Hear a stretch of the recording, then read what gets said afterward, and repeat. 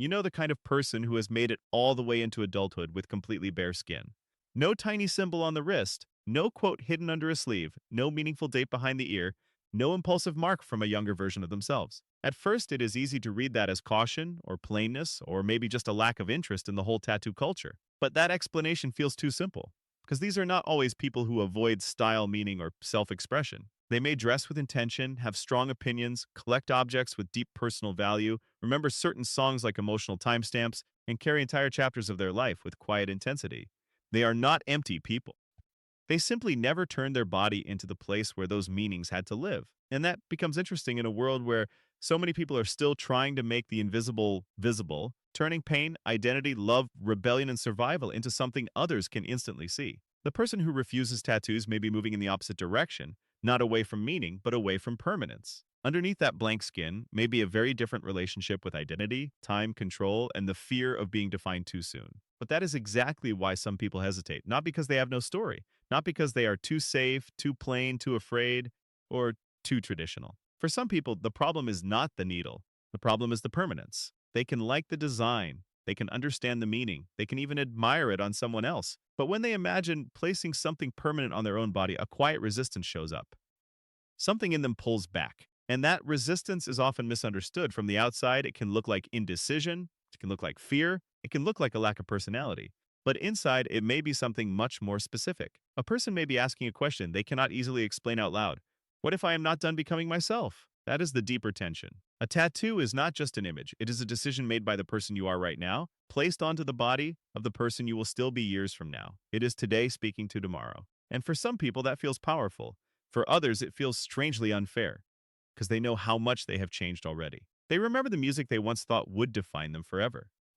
The beliefs they once defended with absolute certainty, the style they once loved, the person they once thought they would become, the words that once felt like truth, but now feel like a room they have outgrown. They do not hate those past versions of themselves. They may even feel tenderness toward them. But they do not want those versions to have permanent authority over their future body. This is why the question is not simply, do I like this tattoo? For a certain kind of person, the question becomes, will I still want this speaking for me when I am no longer the same person who chose it? That question changes everything, because some people experience identity as something solid. They know what they love. They know what they stand for. They want to mark it. They want to carry it. They want the outside to match the inside. But others experience identity more like movement. They do not see themselves as a finished statement. They see themselves as a process, a person becoming, a person shedding, a person revising. For them, freedom is not always saying, "This is who I am."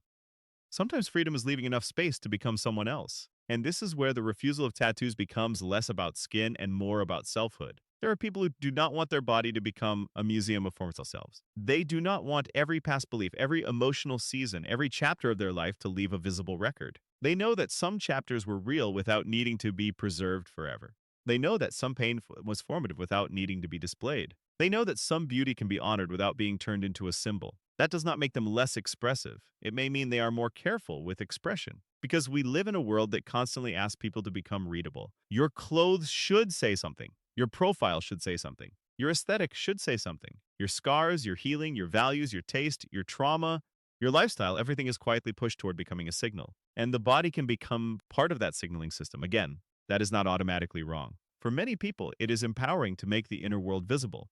But for others, there is a discomfort in being too easily interpreted. They do not want a stranger to see a symbol on their arm and feel they have been given access to something private. They do not want their body to become the first paragraph of a conversation they never agreed to have. They may have deep beliefs, but they do not want them turned into branding. They may have survived things, but they do not want survival to become their visual identity. They may have memories that shaped them, but they do not want those memories sitting on the surface where anyone can point to them. This is the part many people miss. A private person is not always hiding.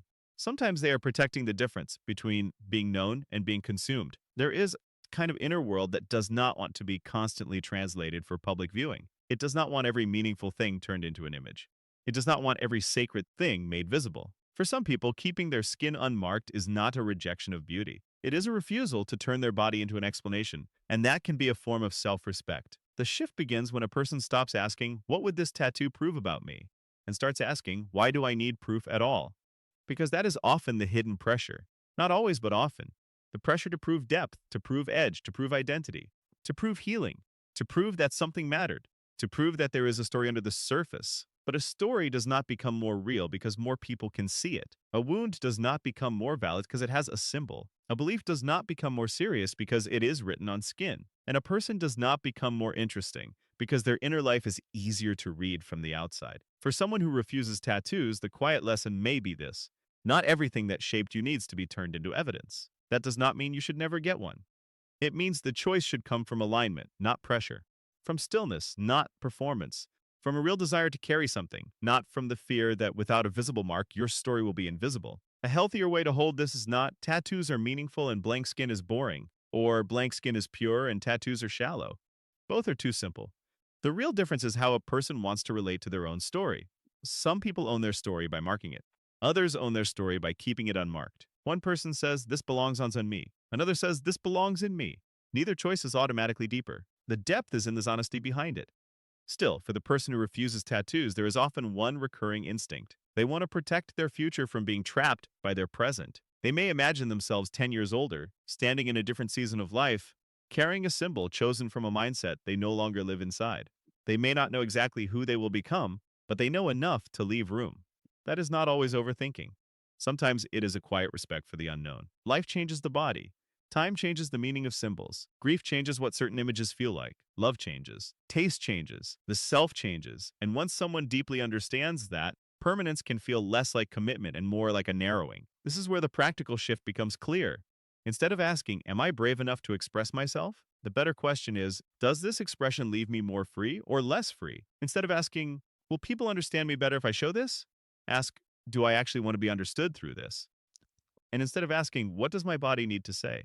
ask, "What parts of me deserve to remain unspoken?" Those questions do not only apply to tattoos, they apply to the way people present themselves everywhere. Online, in relationships, in conversations, in the small moments where they feel pressure to explain who they are before they are ready. Some people share too much because they are afraid of being misunderstood. Others hide everything because they are afraid of being reduced. The healthier place is somewhere more honest, knowing what you want to reveal, what you want to keep, and why. Because privacy is not the same as emptiness. Silence is not the same as having nothing to say. And blank skin is not always a blank identity. Sometimes it is an open door left unlocked for the future self. Sometimes it is a refusal to let the world read too much too quickly. Sometimes it is simply a person saying, without saying it, "I do not need to turn myself into a permanent statement in order to know that I exist." The most important shift is learning to separate expression from proof. If you want a tattoo because it feels true, alive, and chosen from a calm place, that is one thing. But if you want one because you feel like your body needs to display your depth before people will believe it, that is something else. And if you do not want one, that does not have to mean you are afraid. It may mean your relationship with identity is more fluid, more private, more unfinished. There is nothing wrong with being unfinished. There is nothing wrong with changing so much that you hesitate to make one version of yourself permanent. There is nothing wrong with carrying your meanings quietly. In a culture obsessed with self-expression, keeping something unexpressed can become one of the deepest forms of self-ownership. Because the body does not have to be a billboard. It does not have to be a diary. It does not have to explain your losses, your values, your memories, your transformations, or your inner world to anyone who happens to be looking. It can simply be the place you live. And maybe that is why some people refuse tattoos. Not because they have no story. Not because they lack courage. Not because they are untouched by life, but because they know some parts of the self are still forming. Some parts are still private. Some parts are not ready to be named. And some parts may never need to be seen in order to be real. So the real question is not why some people refuse tattoos. The deeper question is why some people are so careful about being understood too quickly.